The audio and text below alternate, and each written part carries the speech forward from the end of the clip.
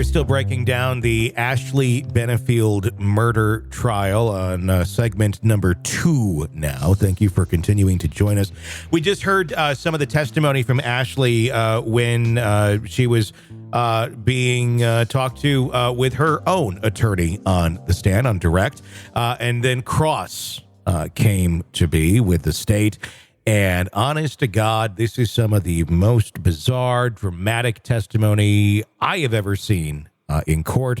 But even more so, like our friends that are defense attorneys that do this for a living, baffled by this. I watched some of the coverage on Defense Diaries, Bob Motta's podcast and his YouTube channel. Go subscribe over there. And he was in tears. And so were his co-hosts, because what you're about to hear is really shocking, just how much they pressed her on the stand. We're going to work our way through. It's about 17 minutes of coverage, and we'll take moments of pause to discuss. But this is right after, if you heard our first segment. If you're just listening to this one, go back to the first segment. You need that for context. Listen to that, then come back, because this is part 2. Of it. And if you would, Stacey, on a note, label them part 1 and part 2 so people get it. You bet. Let's take a listen to the cross on Ashley Benefield. Like I said, sometimes he'd be a little rough, you know. But other than that, he never was physically violent. He didn't like punch holes in the walls or anything like that, no.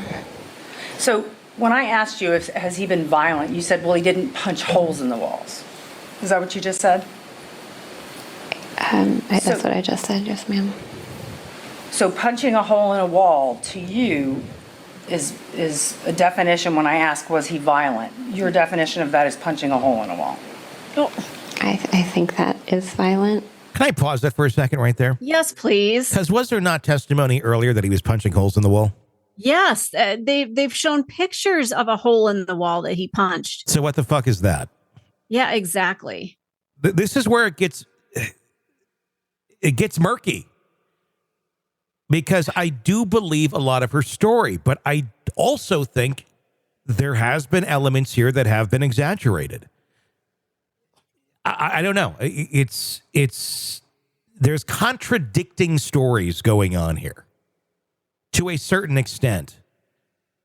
And that's where it gets a little weird. But we've seen the hole that he punched. Yeah. So who did it? I know.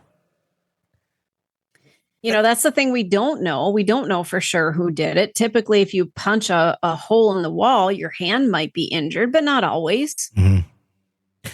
Maybe a delicate female's hand might be injured. Well, the problem with it is it's already been testified to that he did, and now he didn't.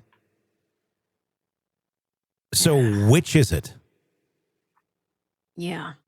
And that's, again, look, it can be confusing being a victim of abuse. I get it.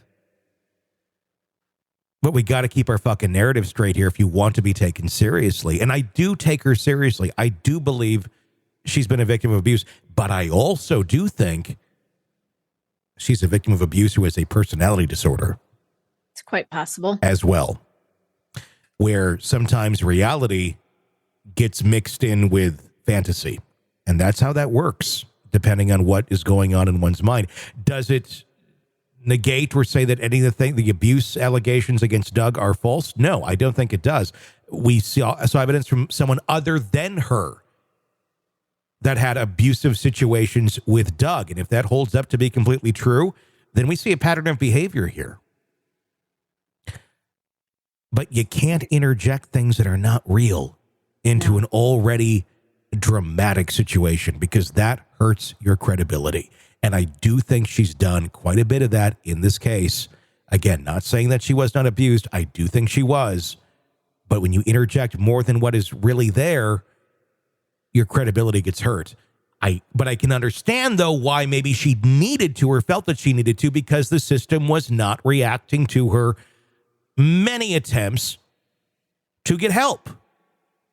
She reached out to police when he was violating restraining orders. She reached, and there was always, no, we're not going to press charges. We're not going to do this. We're not going to do that.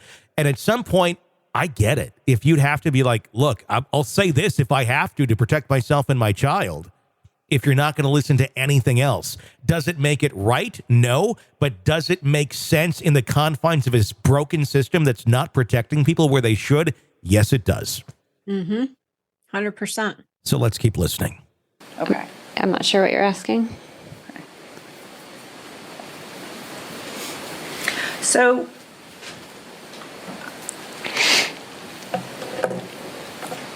hang on just a second.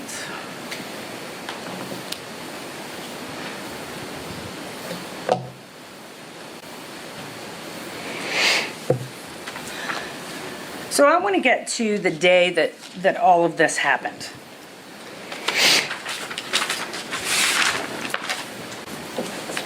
This happened on a Sunday, right? Yes, ma'am. And you're moving on, or you have a hearing on Wednesday, I believe that's correct. and Yes, you're ma'am. moving right after that.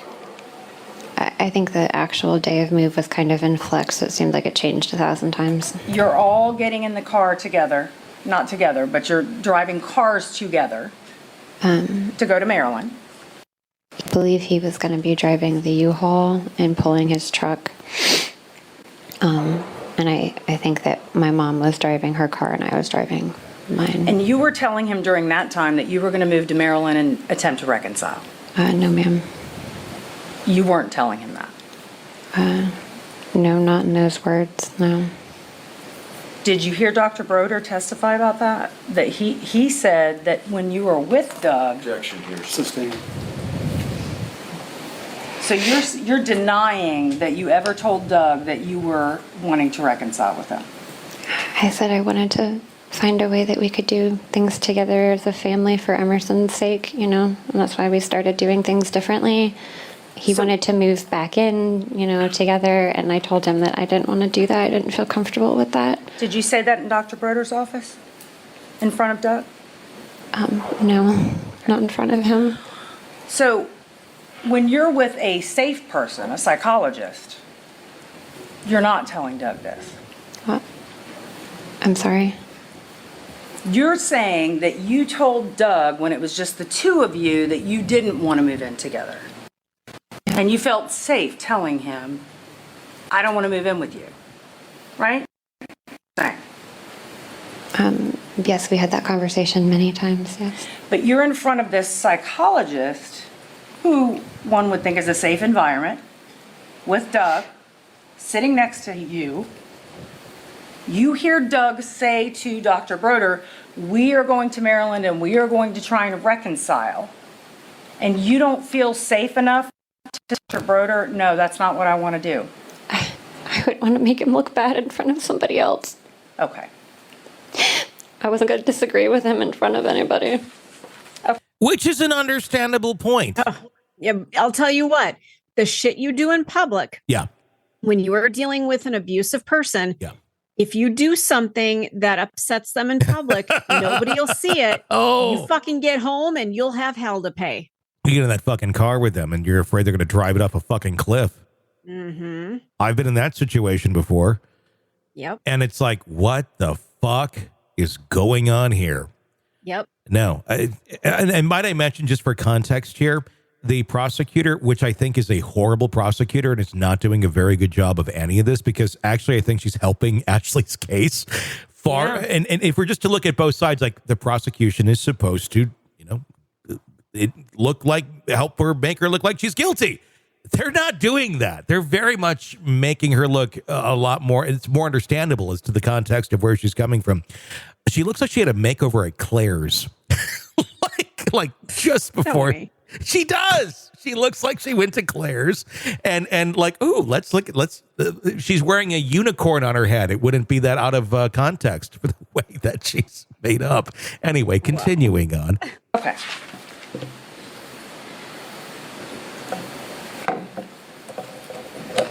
So the plan was to load up the truck, get everything done, and then move very shortly after the court hearing, right?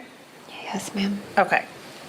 And you had no intention of dropping that injunction, so you knew on the day of that hearing, he was going to know, right? I'm sorry. You knew that Doug was going to know that you had no intention of reconciling with him. We had the conversation many times. I think he understood where I was at. Okay. You saw the text messages between you and him, right? Yes, ma'am. Would you agree that those text messages do not indicate that? It doesn't say we're getting back together, moving in together. It doesn't say we're not going to reconcile. I mean, not specifically, no. I wasn't going to argue with him.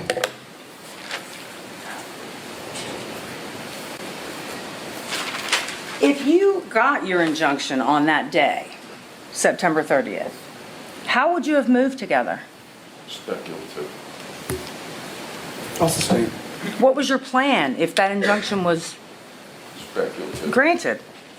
Different question. Overruled. Objection. Speculative. No, you can approach.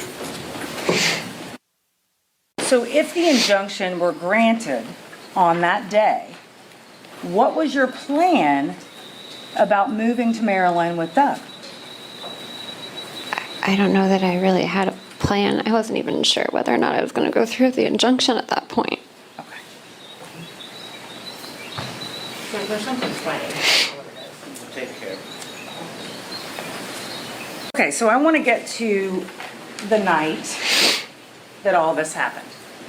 So you knew Doug was coming over. Yes. You invited him over Yes. to help you move stuff in the house, Well, specifically stuff in the garage, but yes. stuff in the garage to the truck. Mm-hmm. All right. And he came to your house a couple of times. He came and then left and then came back again. Yeah, I believe he came twice that day. And there is a gate to your community. And when he's at the gate, you had to let him in. Sometimes, because he was frequent in and out, sometimes the gate remembers license plates, and sometimes it opens and sometimes it doesn't.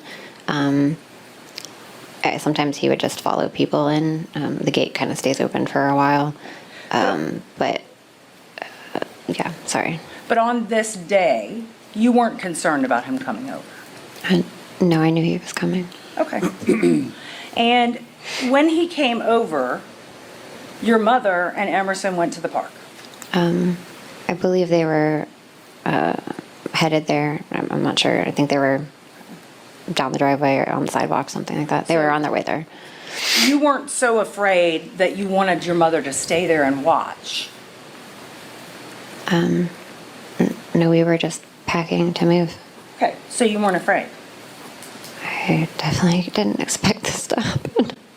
So it was of you that your mother left. Yeah, at that time. Okay. So if I heard you right during your direct, you said he bumped your shoulder twice. Body check, I don't know if that's what you called it. He walked into you with a box, right? Yes. And then at the end, you say he slapped you? He hit me. I wouldn't know how to classify it. He struck me, he hit me. Was his hand open or closed? I don't remember. Okay. And because of those things, you claim that you thought he was going to kill you. He had never hit me before. I think that's key. Yeah. He had never hit me before. And can I just say for a moment, as horrible as all of this is, I called the box. Yeah. The first thing I said when we saw those evidence photos of the scratches on her side, I said, that looks like a box. It looks like she rubbed up against a box or something. Her allegation is that he like lifted a box and she was right there, and it was basically kind of paper cut-ish on her side. But hey, I called the box. It doesn't really matter, but that is what that looked like. But I think we found a new context as to how it occurred based on her testimony. And I also want to point out too, if let's just say, I feel like she's getting some facts screwed up a little bit. None of us were there. We don't know, but we've heard, like you said, some conflicting information.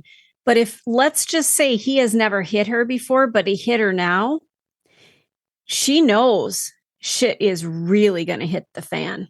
Yes. So that escalates that level of fear. Oh my God, he's never crossed this line before. Now he has. Now I'm really fearful. Well, and she also knows what he's about to find out as well. She also knows that he's about to find out that she doesn't want to move and she's not going to move. And she already has plans with her attorney to go stay somewhere else. So she's extremely fearful of what the future is going to hold. And I think that plays a big role in all of this. Let's keep listening. Okay. And you thought he was going to kill you. He wouldn't let me leave. I tried to leave. He stopped me. The question is, you thought he was going to kill you. Yeah. Okay. Now, when you were in the bedroom, you decided to get your firearm. And it was where? It was in a storage bin on top of the laundry basket. Why the fuck do you have a firearm in a storage bin on top of a laundry basket when you have a fucking child walking around your house? No, that's a whole other segment. Can I just ask that, like, right away? Because honestly, there are pieces of her testimony that I truly believe. Right now, I feel like she's kind of forcing it a little bit. Possibly. But it gets far worse, where I do not believe she's forcing it. Right now, I think it's, please believe this. And I do to a certain extent, but at the same point, it's like, okay, let's take a breath here and look at reality. But let's keep listening. Okay. So I'm going to show you State's Exhibit 52. If you could turn around and look at that. Where was your firearm? It was in the bin on top of the basket. Here? That's the basket. The laundry Where was the basket. bin? It's that right on top. Okay. So it was in here. Yes, ma'am. Why would you have a firearm in there? I had just emptied all the furniture and everything out of my room, and it was kind of like what was left from my drawers, and so it got put into a bin. Okay. And that was not your only firearm in that room, correct? Correct. You had a firearm in the closet. My carry gun was in my backpack, which is my purse at the time. So in this room, with a mattress and a broom and a hamper, you had 2 firearms. Yes. So you go into the room and you grab your firearm. Is it in a holster? I don't remember. Okay. And you claim that Doug does what? He came and slammed the door open. He was standing in the doorway. He said, "You're fucking done." He said, "You're fucking done." And that made you fear for your life. Yeah. Can we turn the lights up, please? Thank you. So he says you're fucking done, and you point the gun and you shoot. I held it out in front of me first so he could see it. And I said, "Stop." Judge, if I could have her step down so she can demonstrate. You may. And this is where it gets fucking crazy. She has her go down into the front of the courtroom, their area. I don't know what you call it, but it's just kind of an open space. And this is where it gets really fucking extreme. Let's take a look. If you could just come down. She's walking down right now to the... So Doug opens the door and does what? Standing in the doorway, kind of like this. He said, "You're fucking done." And I held the gun out in front of me and said, "Stop." got into this like fighting pose where he like turned sideways. And he was like moving around with his like arms in his hands. And he started like inching forward towards me. So he why do you call it a fighting stance? He was like a fighter. Like I don't know, like a ninja or something, I don't know. Okay, so he's standing there, he turns to like this and starts moving his arms around. Like that. Well, show me, what was he doing?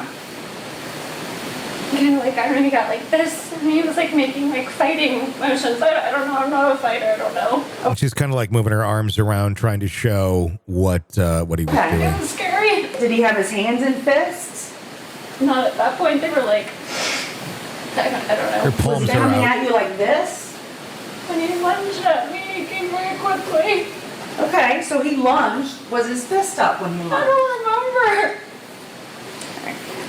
So you start shooting, and he does what? He kept coming at me. Okay, so then you keep shooting again. And he falls down on his back. His legs went up in the air. Okay, where do his legs go? In the air. How high in the air?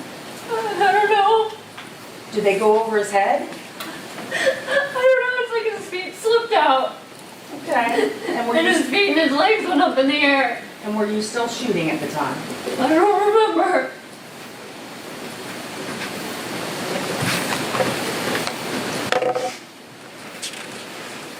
You can have a seat. Yes.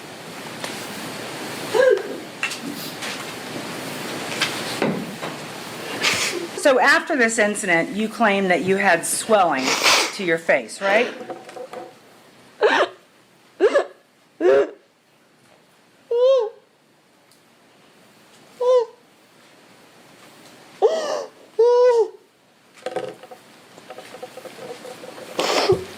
It's going to take a minute. All right, Mr. Jury, can you please close up your notes, put them on your chairs. I'm going to ask you to step out for a minute. You can use the facilities. It's not quite our mid-afternoon break, but we'll treat it as such. Please don't discuss the case amongst yourselves. Don't discuss it with anybody outside the jury. And don't do any research like we've talked about. I mean, she's like hysterically crying at this point. Yeah. That's the end of the segment of the audio. Oh, it feels, what is the word I'm looking for? It just, I apologize for just pausing here. I'm a little stunned and I feel a little like, just listening to it. Oh my God. I think we all did. I mean, this is the first time you've heard it. And it's the first time I was just like, my reaction to Bob Mata on his thing on Defense Diaries was, what the fuck did we just watch? Yeah. And honestly, I'm not seeing the video. I'm hearing her. This feels so uncaring to just sit there and watch her, like, because I'm assuming that's what they're doing, just watching this woman have this horrific meltdown over something she experienced. And really, it's the judge, right, who steps in. Eventually, when she can't speak. Yeah. But it's like we're re-traumatizing a witness. I mean, the defendant here. I mean, whether you believe she did it or not, I mean, it's like this. It went far. It went too far, I think. Yeah. I don't know. I don't know what to make of it because, one can act, but looking at this person, and there's been several psychological evaluations, and there's been psychologists who've looked at her, and they all have said, this is a woman who's been experiencing an abusive relationship. There's telltale signs. And today was very telling for me watching it. And I believe her, and fuck you to the prosecutor. This is why women don't come forward. Yeah. This is why women who've been assaulted, whether it's sexual or physical or mentally assaulted, this is why you don't come forward, because the thought of having to sit on the stand and get shredded, it sounds worse than the actual abuse. Like, no, I'm not going to put myself through this. I'm just going to deal with the trauma myself and let it continue, because I'm not going to put myself through this one more time. Well, she went through it personally, privately, and now it's on national fucking television. And here we are, people who don't know her, will never know her, are talking about it to the fucking world. Yep. And that's, I get it. That's why you don't want to get into that situation. And it's a personal thing. And it's, why would you want to have to go that far? That's why Nobody wants to. Nobody wants to talk. And then obviously then abusers keep going. And obviously the thought process is, well, if you can stop it from happening to somebody else, sure. But there's self-preservation as well. Not everybody's just suddenly going to go, I'm going to be a, fucking spokesperson for this shit while I'm just trying to balance the rest of my crazy life that's going on. Where you have kids and you're just, it's not something everyone wants to take on and let me be the spokesperson for this. It's understandable. Well, not everybody can. No. It's just painful. It's, if anybody listening has been through this, it's hard to listen to it, but I think it's important. And I pray the jury does the right thing here, because personally, I believe her at this point. Before I didn't, but now that she's talking about this, now that she's opened up and we've seen some evidence that this guy had some issues. Should he have died? No, I don't think so. Yeah. But I feel like this was self-defense. Maybe he wasn't coming at her, but she didn't feel she had any other alternative. When you keep fucking with somebody over and over and over, look at an animal. This is kind of what I've been I've been talking about off the air. Look, you consistently abuse a pet or something, and you go to pet it, and suddenly it like recoils in horror because you're just trying to pet the animal. It's because they've been abused. It's the fight or flight response, and they're going to respond. They are, and it may not be rational. Yeah, maybe she shouldn't have done what she did, but at the moment, it was self-preservation. It was what she felt she had to do to survive. Yeah.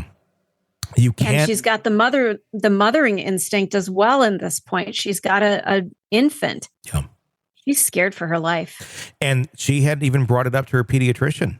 Of the daughter came back, and the pediatrician said there might be abuse going on here. So she's really trying to do what she thinks is right. And if there's anything else going on too, add that to the equation. But you can't fault. At the end of the day, we are all animals. Yeah. You cannot fault an animal who's been conditioned to abuse to react in either a recoiling way or an attacking way. If that's all they've experienced, or that's a good deal of what they've experienced from the conditioning of that other person. And at the end of the day, I think it's exactly what happened here. Was it justified? Was it called for in that moment in time from a third party, Monday morning quarterback perspective? Probably not. But when you take into account the context and everything that she'd been through with him and everything that she'd learned about him, it was 100% justified. Want to listen ad-free? Want advanced access to all of our interviews before anyone else? Become a True Crime Today Premium Plus subscriber on Apple Podcasts. You get every episode commercial-free. So you can binge on true crime until you can binge no more. Search True Crime Today Premium Plus on Apple Podcasts now, or go to our podcast page and sign up now. More of the Hidden Killers podcast next.